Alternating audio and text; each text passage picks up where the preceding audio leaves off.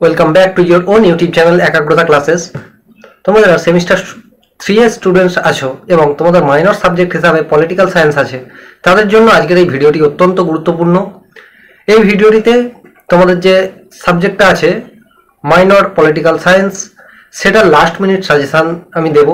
ঠিক আছে, আশা করছি এই যে কয়েকটি আমি প্রশ্ন দেব এর মধ্যে থেকে পড়লেই তোমরা সমস্ত প্রশ্ন কমন পেয়ে যাবে। ঠিক আছে, তো দেখো প্রশ্নগুলো কি কি আছে। তোমরা জানো যে দু ধরনের প্রশ্ন এখান থেকে হয়, এক হচ্ছে 15 নম্বরের আর হচ্ছে 5 নম্বরের। তো দেখে নাও, আমি 15 নম্বরের গুলো প্রথমে দেখিয়ে দিচ্ছি। সব থেকে প্রথমেই যে প্রশ্নটা সব থেকে গুরুত্বপূর্ণ তোমাদের, সেটা হচ্ছে ক্ষমতা কাকে বলে, কর্তৃত্ব ও ক্ষমতার সম্পর্ক লেখো। 15 নম্বরের জন্য অত্যন্ত গুরুত্বপূর্ণ, এটা 5 নম্বরেও আসতে পারে। ঠিক আছে, তাই 15 নম্বরের জন্য করলে 5 মার্কসের অটোমেটিকলি কভার হয়ে যাবে। দেন দেখো, ব্যক্তি স্বাধীনতা বলতে কি বোঝো, ব্যক্তি স্বাধীনতার রক্ষা কবচগুলি কি কি, অত্যন্ত গুরুত্বপূর্ণ। অথবা এটা 5 মার্কসে আসলো যে ব্যক্তি স্বাধীনতার রক্ষা কবচগুলি সম্পর্কে আলোচনা করো। নেক্সট দেখো, সার্বভৌমিকতার বহুত্ববাদী তত্ত্বটি আলোচনা করো। এই বহুত্ববাদীটা তোমাদের জন্য বেশি গুরুত্বপূর্ণ, কারণ তোমরা জানো যে আরেকটি থাকে সার্বভৌমিকতা সম্পর্কে একাত্মবাদী তত্ত্ব। এটা তোমাদের যারা জুনিয়র অর্থাৎ সেমিস্টার 1-এ পড়ে, এটা তাদের এসে গিয়েছিল সিসি 1 পেপারে। ঠিক আছে, তো সেই কারণে তোমাদের জন্য বহুত্ববাদী তত্ত্বটা অত্যন্ত গুরুত্বপূর্ণ। দেখো, অধিকারের সংজ্ঞা দাও, অধিকারের বিভিন্ন তত্ত্ব আলোচনা করো। এই প্রশ্নটাও অত্যন্ত গুরুত্বপূর্ণ। আমি এখানে সমস্ত কয়েকটি মোস্ট ইম্পর্টেন্ট কোশ্চেন্স রেখেছি। ঠিক আছে, তাই এগুলোই তোমরা অবশ্যই করে করবে। এর বাইরে যদি করো তো ভালো, ঠিক আছে, কিন্তু না করলেও কোনো সমস্যা নেই, এর মধ্যে থেকেই তোমরা সমস্ত কোশ্চেন্স পেয়ে যাবে আশা করা যায়। নেক্সট দেখো, আইন ও স্বাধীনতার মধ্যে সম্পর্ক আলোচনা করো। কেননা সাম্য স্বাধীনতার মধ্যে যে সম্পর্ক সেটা অলরেডি সিসি 1 পেপারে চলে এসেছিল, তাই তোমাদের জন্য আইন ও স্বাধীনতার মধ্যে সম্পর্ক আলোচনা করো, এটা অত্যন্ত গুরুত্বপূর্ণ। এরপরে দুটো কোশ্চেন্স আছে, যে জন রোলসের ন্যায় তত্ত্বটি আলোচনা করো, আর একটা হচ্ছে ডেভিড হেল্ডের গণতন্ত্রের মডেলগুলি আলোচনা করো। এই দুটো প্রশ্নের মধ্যে যে কোনো একটা প্রশ্ন তোমাদের পরীক্ষায় আসবে এমনটাই বলা যায়। নেক্সট, এই প্রশ্নটা জাস্ট 2 থেকে 3 বার রিড করে নেবে, এমনিই তোমাদের মুখস্থ হয়ে যাবে। ঠিক আছে, তবে হ্যাঁ, বুঝে বুঝে পড়বে তবেই হবে।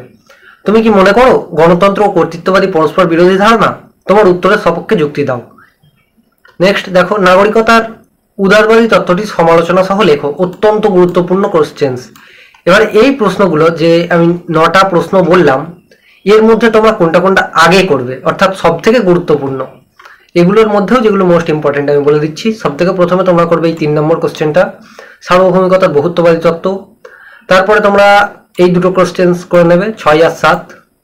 দেন এই নাগরিকতার উদারবাদী তত্ত্বটি করে নেবে। তারপরে তোমরা যেটা করবে হচ্ছে এই আইন ও স্বাধীনতার মধ্যে সম্পর্ক। ঠিক আছে, তারপর বাকিগুলো পড়বে। অনেকে বলবে যে দাদা বাকিগুলো কি ছেড়ে দিলে হবে, জাস্ট এই কটা পড়ে যাব? তাহলে সেটা তোমার উপর নির্ভর করছে, কিন্তু যেহেতু এর মধ্যে থেকে প্রশ্ন হবে, ঠিক আছে, তাই একটাও ছেড়ে যাওয়া যাবে না।